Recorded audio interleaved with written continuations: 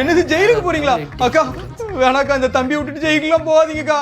நீங்க போயிட்டீங்கன்னா எங்களுக்கு கண்டென்ட் யாருக்கா கொடுப்பா? நீங்க இங்கேயே இருங்க.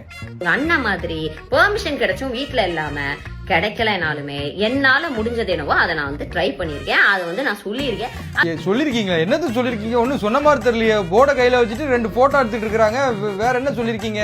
அது ஒரு 10 பேருக்கு போனாலுமே எனக்கு அது சந்தோஷம் தான். அண்ட் 10 பேருக்கு நீங்க சொன்ன கருத்து போனா சந்தோஷம் நீங்க நினைக்கிறீங்க. ஆனா நீங்க பீச்சுக்கு போனதுனால அங்க இருந்த 10 பேருமே வீட்டுக்கு போயிட்டாங்க. அது உங்களுக்கு தெரியுமா? உங்க அண்ணன் மாதிரி கூட்டத்தை பார்த்து பயந்து விழுந்தடிச்சு வேனுக்குள்ள ஏறால நான் கிடையாது. இப்ப பாத்தீங்களா, அக்கா முன்னாடி 6 லட்சம் பேர் நிக்கிறாங்க. எவ்வளவு அசால்ட்டா எதுக்கும் பயப்படாம பேசிட்டு இருக்காங்க பாத்தீங்களா? இந்த கான்பிடென்ட் தான் எனக்கு ரொம்ப பிடிச்சிருக்கு உங்ககிட்ட.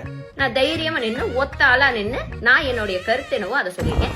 கருத்து சொன்னு சொல்றாங்க. என்ன கருத்துன்னு தெரிய மாட்டேங்குது. ஏதோ லிஃப்ட் கேட்கற மாதிரி நின்னுக்கிட்டு இருக்கீங்க. ஒரு 4 பேர் போட்டோ எடுக்கிறாங்க.